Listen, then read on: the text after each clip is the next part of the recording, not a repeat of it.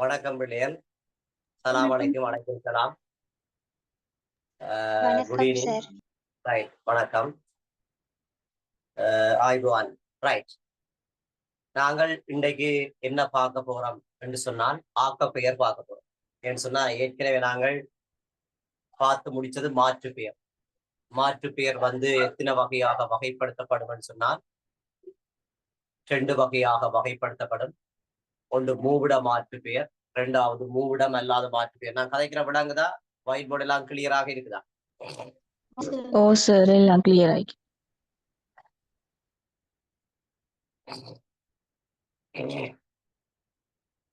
மாற்று பெயர் 2 வகையாக நான் படிச்சிருக்க பாருங்க. சுருக்கமா சொல்றேன் பாருங்க. நாங்க முதலாவது விடயமாக மாற்று பெயர் படிச்சினாங்க. முதலாவது தலைங்க போட்டாங்க மாற்று பெயர் 2 தலைங்க போட்டாங்க. இந்த மாற்று பெயர் 2 வகையாக வகைப்படுத்தப்படும் என்று பார்க்கிறாங்க. ஒன்று மூவிட மாற்று பெயர் அல்லது மூவிட பெயர், அல்லது அடுத்தது மூவிடம் அல்லாத மாற்று பெயர். மூவிட பெயர் அல்லது மூவிடம் மாற்று பெயர்.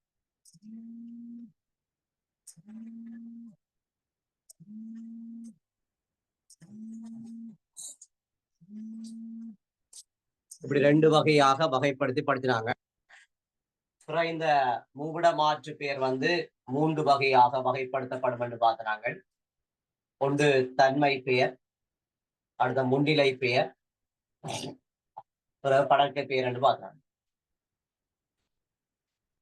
மூவிட பெயர் 3 வகையாக வகைப்படுத்தப்படும். தன்மை பெயர், முன்னிலை பெயர், படற்கை பெயர் என்று படிக்கிறாங்க. என்ன மூவிடம் அல்லாத மாற்று பெயர் 2 வகையாக வகைப்படுத்தப்படும். ஒன்று படற்கை தற்சுட்டு பெயர், படற்கை தற்சுட்டு பெயர், படற்கை தற்சுட்டு பெயர், 2வது வினா பெயர் என்று படிக்கிறாங்க.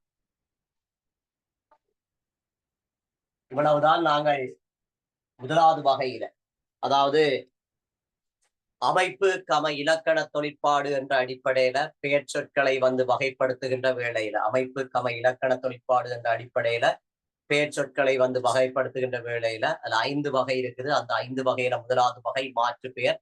மாற்று பெயர் என்றதான் நாங்கள் இப்படி பார்க்கலாம் பார்த்துக்கிறோம். ஓமா இல்லையா?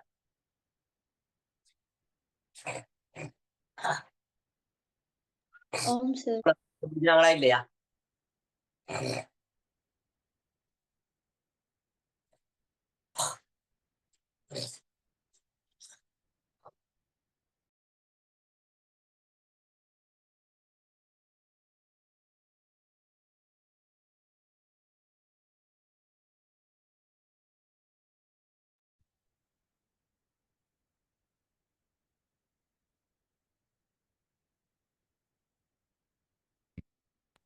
சார், நம்ம இன்றைக்கு பார்க்க போறது ஆக்கப்பெயர் தானே? நான் கேட்டது இவ்வளவு பார்த்து முடிச்சாச்சோண்டு கேட்டேன். கேட்ட கேள்விக்கு மட்டும் பதில்.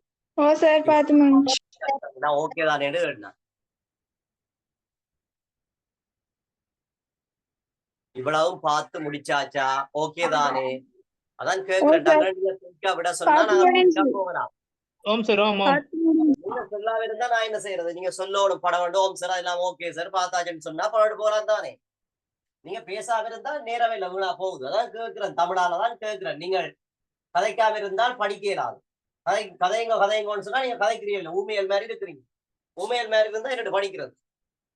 கேட்ட கேள்விக்கு படபடன்னு பதில சொல்லி கொண்டு போவோம்.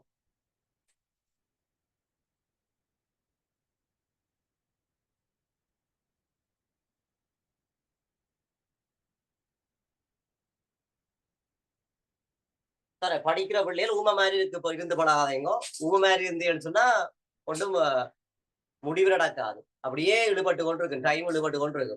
படபடன்னு இப்படியே சொல்லி கொண்டு போவோம். ரைட், இன்றைக்கு நாங்கள் தலைங்க போட போறோம் ஆக்கப்பெயர். ஆக்கப்பெயர் என்று சொன்னால் ஆக்கப்படுகின்ற பெயர். எப்படி ஆக்கப்படுகின்ற பெயர் என்று சொன்னால் பெயரோட வினியோட விகுதிகள் இணைத்து ஆக்கப்படுகின்ற பெயர் தான் ஆக்கப்பெயர். பெயரோட வினியோட விகுதிகள் இணைத்து ஆக்கப்படுகின்ற பெயர்தான் என்னன்னு சொன்னால் ஆக்கப்பெயர். அவ பெயரோட சில விகுதிகள் சேர்ந்து ஆக்கப்படுவதும் வினியோட சில விகுதிகள் சேர்ந்து ஆக்கப்படுவதுதான் பிள்ளைகள் என்னன்னு சொன்னால் ஆக்கப்பெயர். பெயரோட சேர்ற விகுதிகள் வினியோட சேராது, வினியோட சேர்ற விகுதிகள் பெயரோட சேராது. பாருங்க, முதல் சக ஆளி, இது முதலாளி, இது ஒரு ஆக்கப்பெயர் தானே. புவி சக இயல், புவியியல், புவி சக இயல், புவியியல், இது ஒரு ஆக்கப்பெயர். அப்ப ஆக்கப்பெயர் என்றா பெயரோட விகுதிகள் சேர்ந்து ஆக்கப்படுவதுதான் ஆக்கப்பெயர் தானே. அடுத்தது வினியோட விகுதிகள். பாருங்க, வா என்ற வினியடியோட கையண்ட விகுதி சேர்ந்தால் வருகை, வாசகை, வருகை. அதே மாதிரி வெடி என்று சொல்லப்படுகின்ற வினையோட உப்பு என்ற விகுதி சேர்ந்தால் வெடிப்பு, இது ஒரு ஆக்கப்பெயர். ஆகவே இப்படி ஆக்கப்பெயர் என்று சொன்னால் பெயர் கம வினை ஆகியவற்றுடன் விகுதிகள் இணைத்து ஆக்கப்படுகின்ற பெயர்தான் எப்படி அழைக்கப்படும் சொன்னா ஆக்கப்பெயர் என்று அழைக்கப்படும். பெயர் கம வினை ஆகியவற்றுடன் விகுதிகள் இணைத்து ஆக்கப்படுகின்ற பெயர்தான் பெயர் என்ன பெயர் என்று சொன்னால் ஆக்கப்பெயர் என்று சொல்வோம். பெயர் கம வினை ஆகியவற்றுடன் விகுதிகள் இணைத்து ஆக்கப்படுகின்ற பெயர் ஆக்கப்பெயர், அவ்வளவுதான். இந்த ஆக்கப்பெயர் அதனுடைய அமைப்பின் அடிப்படையில ரெண்டு வகைப்படும். ஒன்று பெயர் சக விகுதி சமன் ஆக்கப்பெயர், இரண்டாவது வினை சக விகுதி சமன் ஆக்கப்பெயர். ஒன்று என்ன விளையல், பெயர் சக விகுதி சமன் ஆக்கப்பெயர், இரண்டாவது வினை சக விகுதி சமன் ஆக்கப்பெயர். பாருங்க, பெயர்ல பயன்படுத்தப்படுகின்ற விகுதிகள் வினையில பயன்படுத்தப்பட மாட்டாது, வினையில பயன்படுத்தப்படுகின்ற விகுதிகள் பெயரில பயன்படுத்தப்பட மாட்டாது. பெயரோட பயன்படுத்தப்படுகின்ற விகுதிகள் கிட்டத்தட்ட 9 விகுதிகள் கிட்ட இருக்கும். இப்ப விகுதிகள் எல்லாம் பாடமாக்க வேண்டிய வேலை உங்கண்ட வேலை. பெயர்ல கிட்டத்தட்ட 9 விகுதிகள் இருக்கு. வினையில கிட்டத்தட்ட 15 அல்லது 14 நினைக்கிறேன், 14 விகுதிகளுக்கிட்ட இருக்கு. அப்ப இந்த பெயரோட என்னென்ன விகுதிகள் ஞாபகம் வரும், என்னென்ன விகுதிகள் வரும்ன்றதை ஞாபகப்படுத்த வேண்டியது உங்கள்ட வேலை. வினியோட என்னென்ன விகுதிகள் வருமென்று ஞாபகப்படுத்த வேண்டியது உங்கள்ட வேலை. ஆகவே பெயரோட விகுதிகளும் வினியோட விகுதிகளும் சேர்ந்து ஆக்கப்படுகின்ற பெயர் தான் ஆக்கப்பெயர். ஆகவே பெயரோட என்ன விகுதி வரும், வினியோட என்ன விகுதி வரும்ன்றதை பாடமாக்க வேண்டியது உங்கள்ட பொறுப்பு. ஏண்டா இது கட்டாயம் எக்ஸாமுக்கு வரும். ஏன்னா எக்ஸாமுக்கு வருகின்ற பகுதிகளோட தான் கொஞ்சம் ஆறுதலாக நின்று படிப்பிச்சு கொண்டு போறேன். எக்ஸாமுக்கு வருகின்ற பகுதிகளோட கொஞ்சம் நான் என்ன செய்யறேன்னு சொன்னால் மிகவும் ஆறுதலாக நின்று கொஞ்சம் இலகுவான முறையில சிலோவாக போய்கொண்டிருக்கேன். உங்களுக்கு தெரியும், அமைப்பு கமை இலக்கண தொழிற்பாடு என்ற பெயர்ச்சொல்லினுடைய வகையில தான் நான் கொஞ்சம் கூட நின்று விளக்குறேன். ஏன்னா நான் இப்ப படிப்பிக்கிற பகுதி எல்லாமே 100க்கு 100% எக்ஸாமுக்கு வரும். சரிதானே? Right, okay. அப்ப ஆக்கப்பெயர்னு சொல்லி தலையங்கம் போட்டு அதுக்கு எழுதி கொடுங்க. பெயர் கம வினை, பெயர் கம வினை, பெயர் கம வினை, பெயர் கம வினை, பெயர் கம வினை ஆகியவற்றுடன்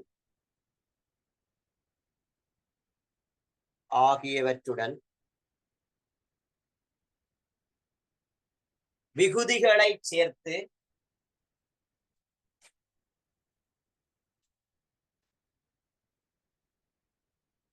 விகுதிகளை சேர்த்து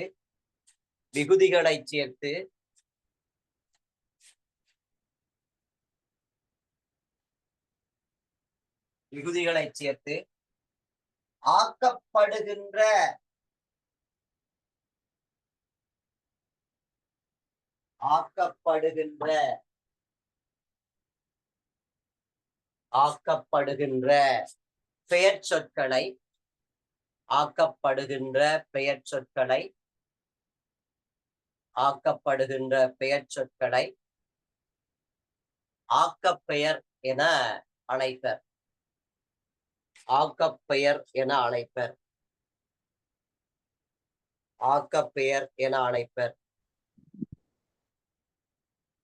ஆக்கப்பெயர் என அழைப்பர்.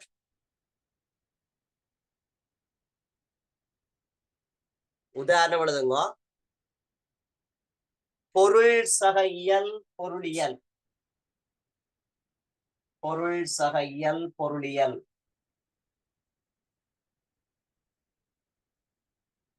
பொருள் சக இயல் பொருளியல்.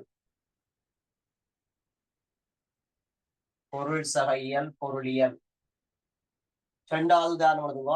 ஏற்று சகமதி ஏற்றுமதி. ஏற்று சகமதி ஏற்றுமதி.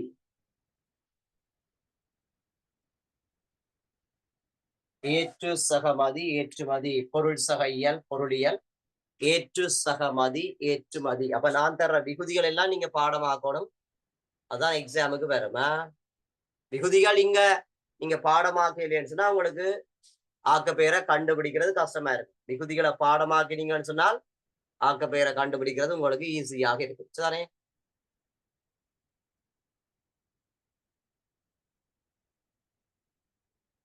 ரைட். அடுத்த பந்தில் எழுதி கொள்ளுங்க. ஆக்கப்பெயரானது ஆக்கப்பெயரானது ஆக்கப்பெயரானது ஆக்கப்பெயரானது அதன் அமைப்பின் அடிப்படையில் அதன் அமைப்பின் அடிப்படையில் ஆக்கப்பெயரானது அதன் அமைப்பின் அடிப்படையில் இரண்டு வகையாக வகைப்படுத்தப்படுகின்றது. அதன் அமைப்பின் அடிப்படையில் இரண்டு வகையாக வகைப்படுத்தப்படுகின்றது.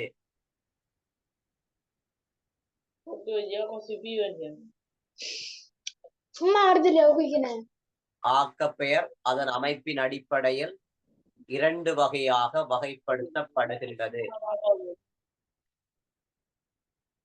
ஆக்கப்பெயர் அதன் அமைப்பின் அடிப்படையில் இரண்டு வகையாக வகைப்படுத்தப்படுகின்றது.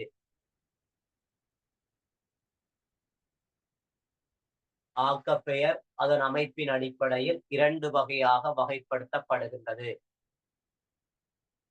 ஒன்று போடுங்க பெயர் சக விகுதி சமன் ஆக்கப்பெயர். இரண்டாவது போடுங்க வினை சக விகுதி சமன் ஆக்கப்பெயர். போடுங்க. மறுபடியும் கோல் ஒன்று வருது.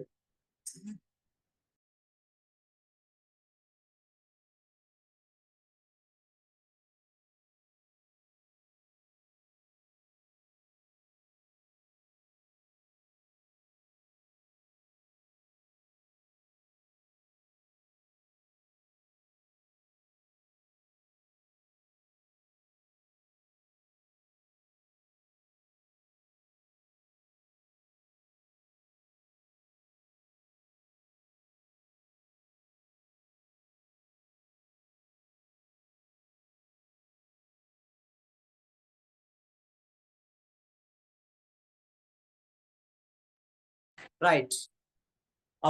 அதன் அமைப்பின் அடிப்படையில் இரண்டு வகைப்படும். ஒன்று பெயர் சக விகுதி சமன் ஆக்கப்பெயர். இரண்டாவது வினை சக விகுதி சமன் ஆக்கப்பெயர். ஒன்று என்ன பிள்ளைகள்? பெயர் சக விகுதி சமன் ஆக்கப்பெயர். இரண்டாவது வினை சக விகுதி சமன் ஆக்கப்பெயர். ரைட். தலையங்கம் போடுங்க. குட்டி தலையங்கம். பெயர் சக விகுதி சமன் ஆக்கப்பெயர். பெயர் சக விகுதி சமன் ஆக்கப்பெயர் என்று போடுங்க. ரைட். பெயர் சக விகுதி சமன் ஆக்கப்பெயர் என்று போடுங்க.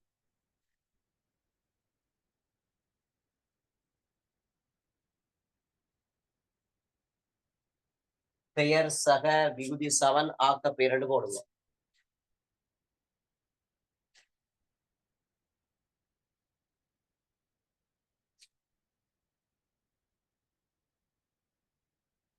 போட்டுட்டு இப்படி எழுதுங்கவா.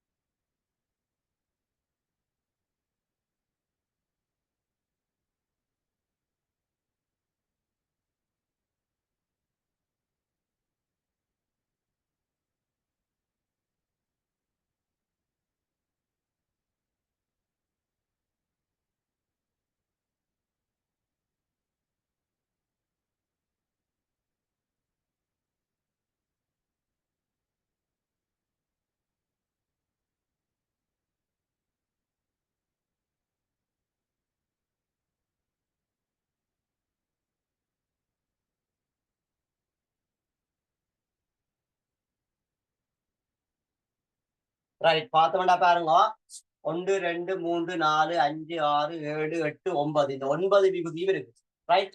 அப்ப இந்த 9 விகுதியும் ஒரு பேச்சொல்லோட இந்த 9 விகுதியும் வந்தால் அது ஆக்கப்பெயர ரைட் குறிச்சு கொள்ளுங்கடா கண்ணு.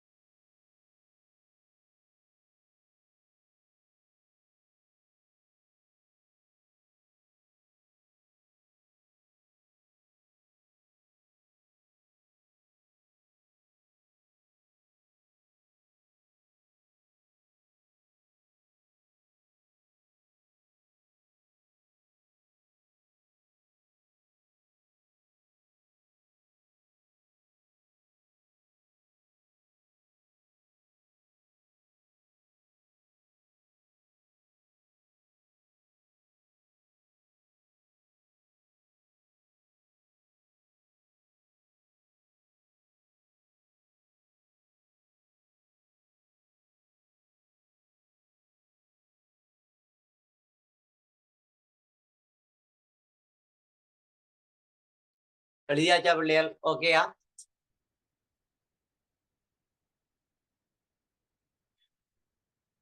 பெயர் சக விகுதி சமன் ஆக்கப்பெயர் எழுதியாச்சா?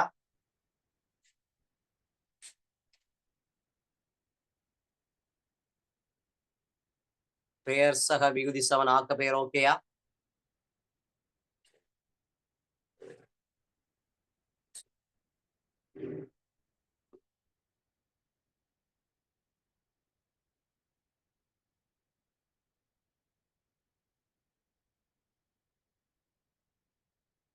சாரி பெண் சக ஐயாமா ஈனா ஜானா உம்மன்னா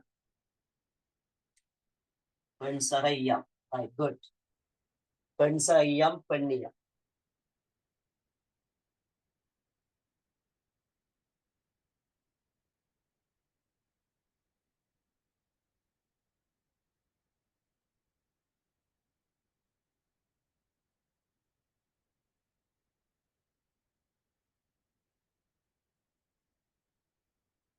ரைட் அப்ப அழிக்கிறேன் என்ன பிள்ளையார் ரைட் ரெண்டாவது போடுங்க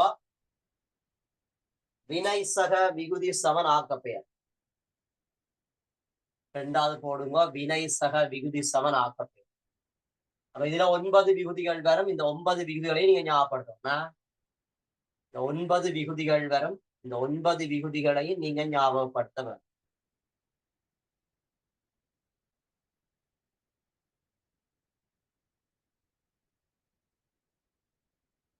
ஒன்பது விகுதிகள் வரும் அந்த 9 விகுதிகளையும் ஞாபகப்படுத்த வேண்டும் அடுத்தது பார்த்தோம்னு சொன்னால் குறிச்சு கொள்ளுங்க வினை சக விகுதி சமன் ஆக்கப்பெயர் அப்ப இதுல கிட்டத்தட்ட நான் சொன்ன மாதிரி 14 அல்லது 15 விகுதிகளுக்கு கிட்ட வரும் அந்த 14 15 விகுதிகளையும் நீங்க ஞாபகப்படுத்த வேணும் அப்பதான் உங்களுக்கு அந்த ஆக்கப்பெயர் முழுமையாக விளங்கிறதாக கருதப்படும் சரிதானே இப்ப கவனமா இருக்கணுமா ரைட்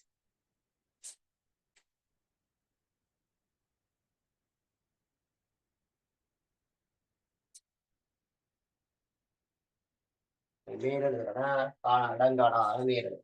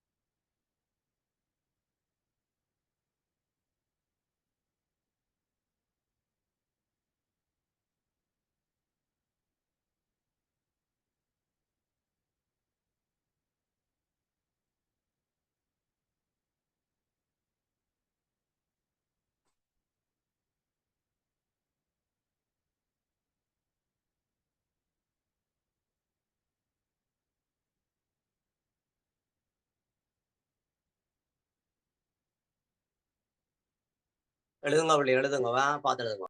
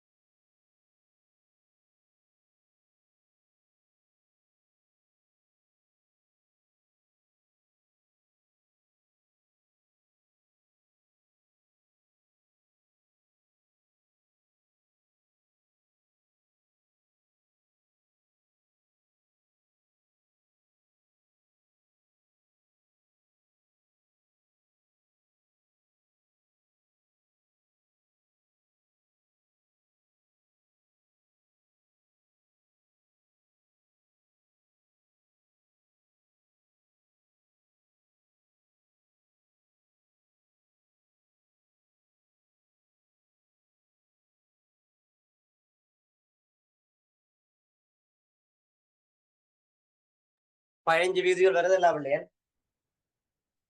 15 விகுதி வருதல்ல.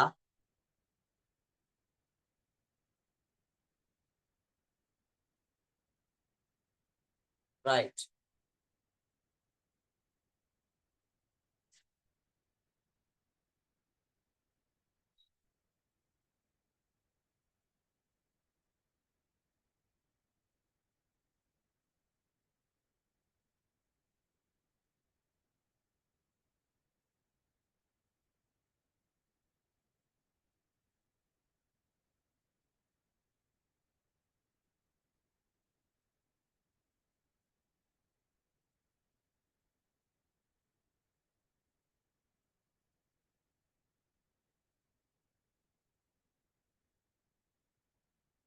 ரைட், தொடர்ச்சியா பாருங்க.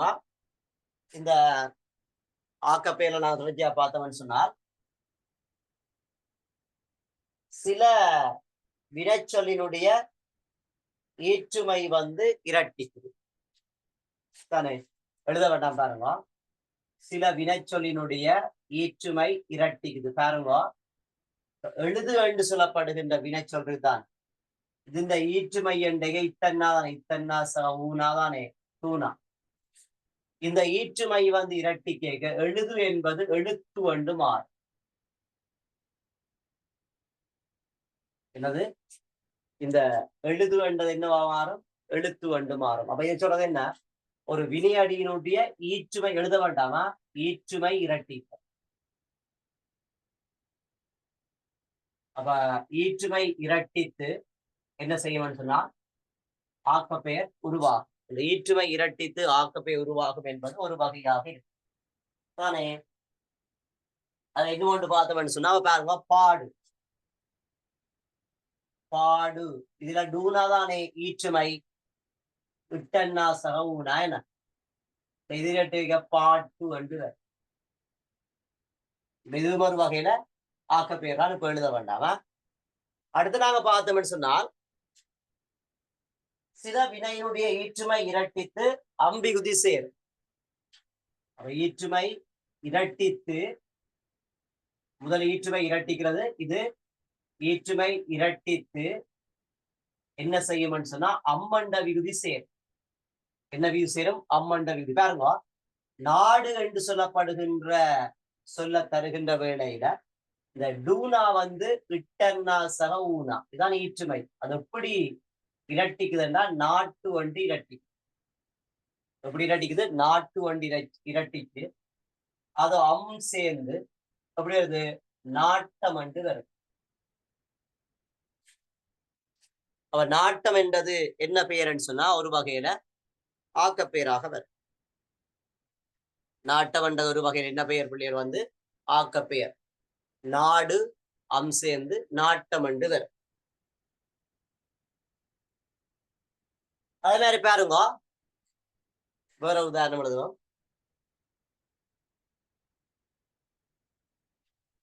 சீறு எழுத வேண்டாம், ஒன்று எழுத வேண்டாம். சீறு என்றது ஈற்றுமை இரட்டிக்க சீற்று என்று மாறும். என்ன இது இரட்டிக்க சீற்று என்று மாறும். ஒரு சேர்ந்தா சீற்றம் என்று வரும். இது ஒரு வகையில ஈற்றுமை இரட்டித்து அம்பிகுதி சேர்ந்து ஆக்கப்பெயர் உருவாக்கப்படும்.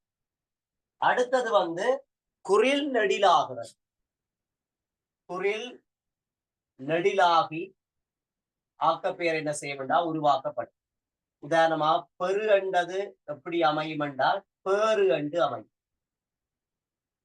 கெடு என்பது எப்படி அமையும் என்றால் கேடு என்று அமையும். இதுவும் ஒரு வகையில ஆக்கப்பெயர். இப்படி மூன்று வகை இன்னும் மேலதிகமாக இருக்குது. இதை நாங்கள் நோட்ல அல்லது குறிப்பிட போட போறோமா? எழுதிக் கொள்ளுங்க. ஆக்கப்பெயரானது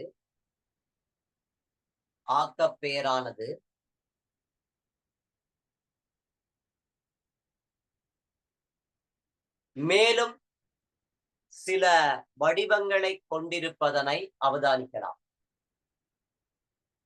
மேலும் சில வடிவங்களை கொண்டிருப்பதனை அவதானிக்கலாம்.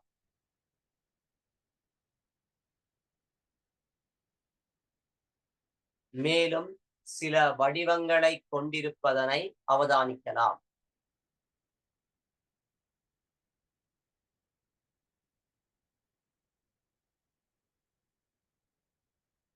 மேலும் சில வடிவங்களை கொண்டிருப்பதனை அவதானிக்கலாம்.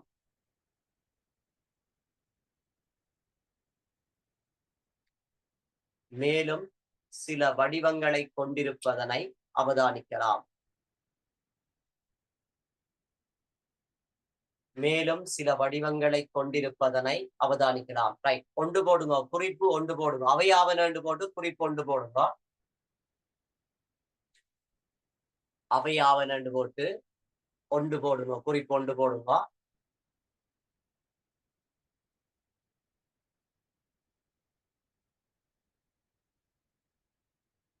சில வினையடிகளின் முதலாவது போடுங்க, குறிப்பு ஒன்றில் எழுதிக்கொள்ளுங்க. சில வினையடிகளின்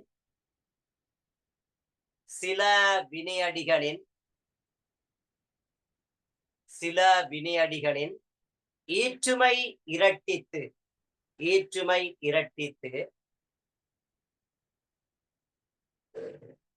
சில வினையடிகளின் ஈற்றுமை இரட்டித்து ஆக்கப்பெயர் உருவாக்கப்படும். சில வினை சொற்களின் அல்லது சில வினையடிகளின் அல்லது சில வினைகளின் ஈற்றுமை இரட்டித்து ஆக்கப்பெயர் உருவாக்கப்படும். சில வினைகளின் ஈற்றுமை இரட்டித்து ஆக்கப்பெயர் உருவாக்கப்படும். ரெண்டு போட்டு இந்த ரெண்டு உதாரணத்தையும் எழுதுக்குவா.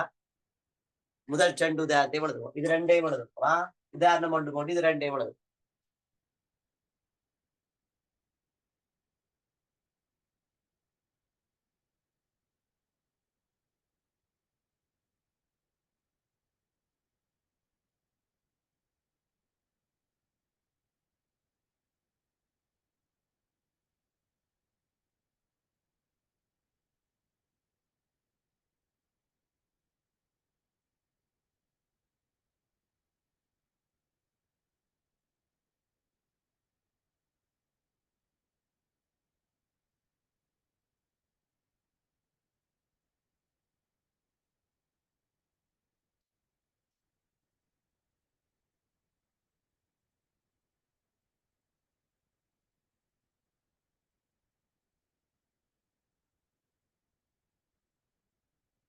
சரியா பிள்ளையா? அப்ப எழுது என்பது எழுத்து என்று வரும், ஈற்றுமை இரட்டிப்பு. பாடு என்பது பாட்டு என்று வரும். சரிதானே?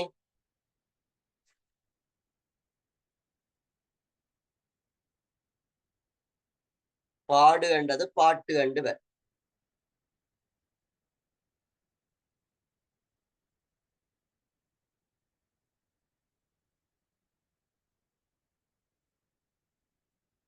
ரைட். ரெண்டாவது போடுங்க.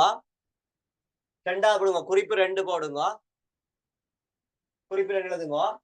சில வினைகளின் ஈற்றுமை இரட்டித்து. குறிப்பு 2 எழுதுங்க. சில வினைகளின் ஈற்றுமை இரட்டித்து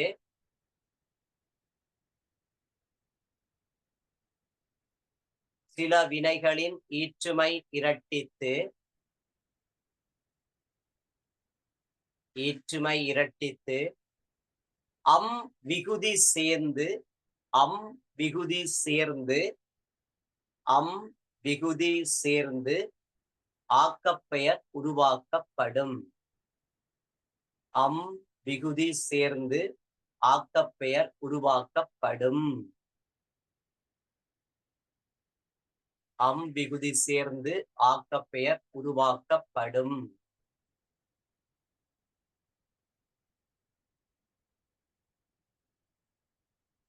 ரெண்டு போட்டு இந்த 2 நாடு டேஷ் பண்ணி போடு. நாட்டு சகாம் நாட்டம், சிறு சீற்று சகாம் சீற்றம். இதான் அந்த இரட்டிக்கிற முறை. இது அம்பிகுதி சேர முறையா?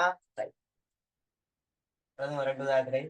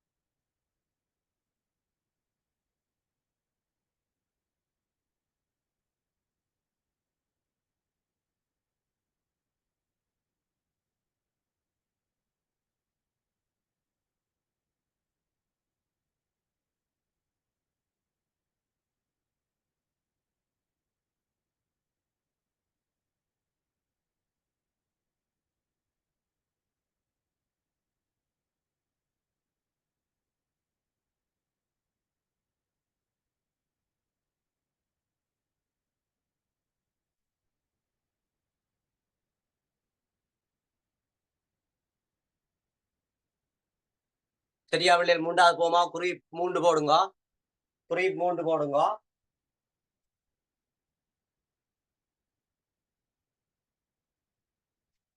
குறிப் 3 போடுங்க.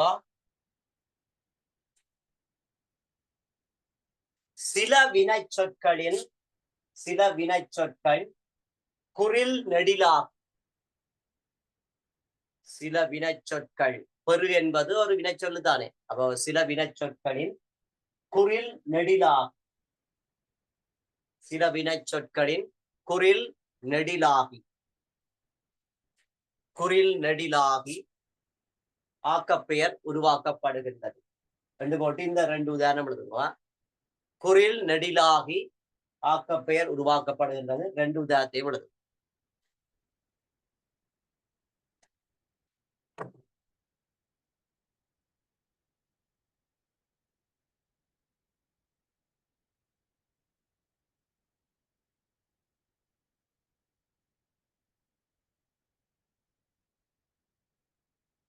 குறில் நெடிலாகி ஆக்கப்பெயர் உருவாக்கப்படுகின்றது.